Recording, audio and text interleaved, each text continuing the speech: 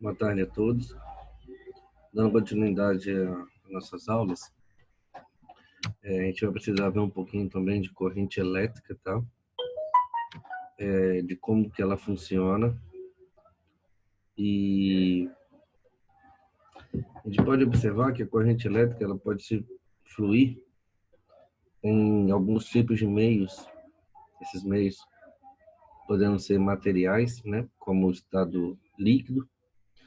Ela também pode se propagar através de um gás e ainda em materiais sólidos, né? Como a gente conhece o fio.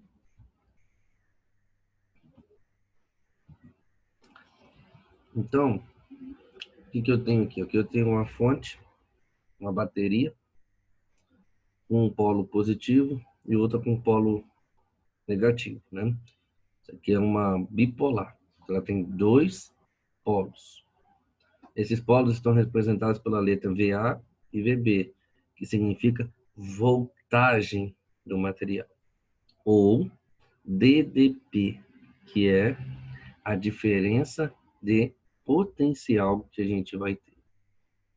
Essa diferença de potencial vai ocasionar o que ao movimento dos elétrons nesse corpo, né?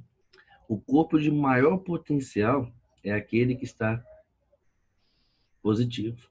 E o corpo de menor potencial é aquele que tem um sinal do negativo, que no caso ali VB. Então, uma bateria, ela é um bom exemplo de um gerador elétrico. Quando a gente fala gerador elétrico, temos que tomar cuidado. Por quê? O gerador não vai gerar energia. Na verdade, ele vai transformar um tipo de energia em outro.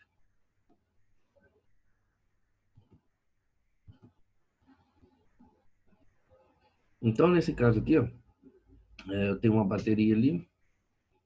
Aqui eu tenho uma pilha, né, ou um fio. E eu tenho que observar para onde vai se movimentar as minhas partículas, no caso, os elétrons, né, para eu saber para onde que vai fluir a minha corrente elétrica. Ok?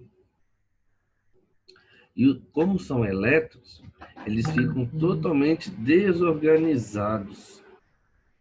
Ou seja, eles ficam a todo momento se movendo dentro da partícula. Ao encostar o fio da bateria embaixo, você observa que os elétrons começaram a se mover bem ordenadamente.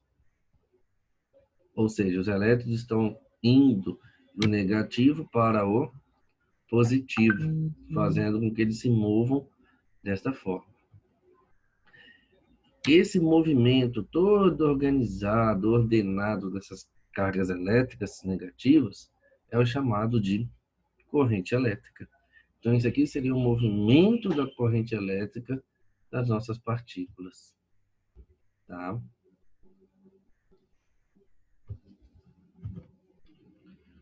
A corrente elétrica ela é representada pela letra I. Né?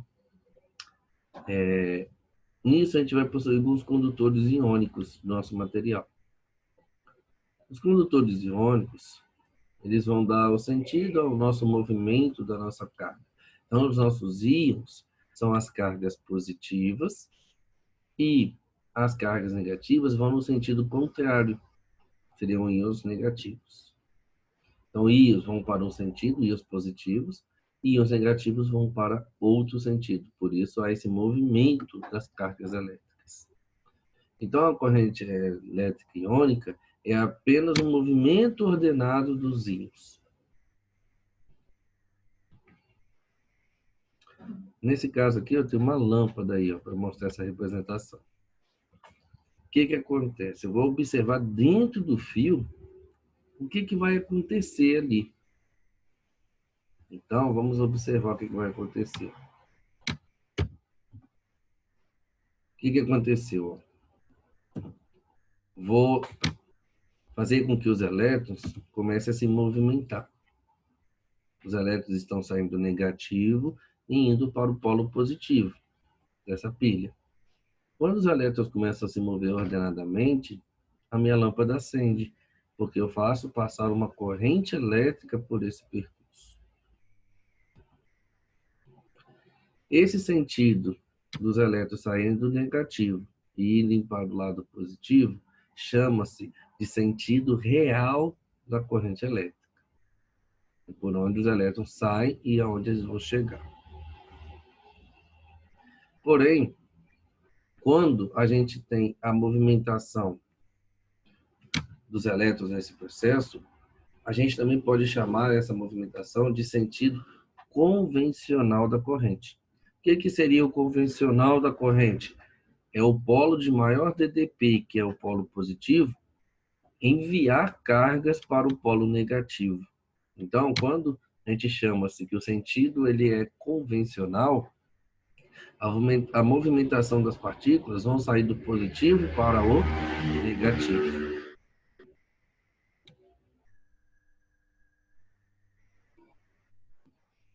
Então, ó, olha o sentido que está acontecendo aqui, ó. Olha a setinha aí, ó. Esse seria o nosso sentido convencional. Por quê?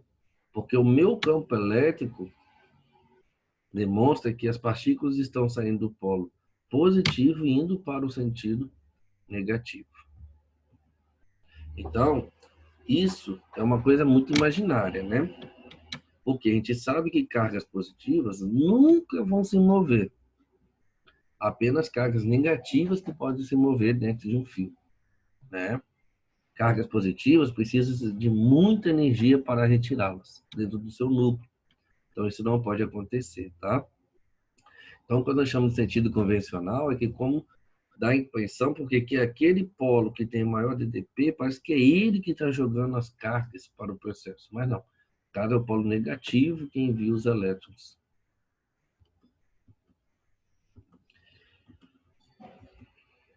A intensidade da corrente elétrica, ela depende muito da área da seção transversal desse fio, que a gente costuma chamar de bitola, né?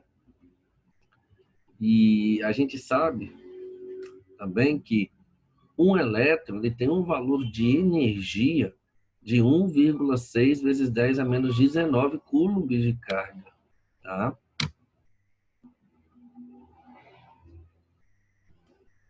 Para calcular a intensidade de uma corrente elétrica, eu tenho que conhecer a quantidade de carga que está passando ali, ou seja, a quantidade de elétrons que estão fluindo nesse processo por uma unidade de tempo. Ou seja, eu preciso saber quantos elétrons passaram em quanto tempo por aquele fio. Quando eu consigo calcular isso, eu consigo medir a corrente elétrica, ok?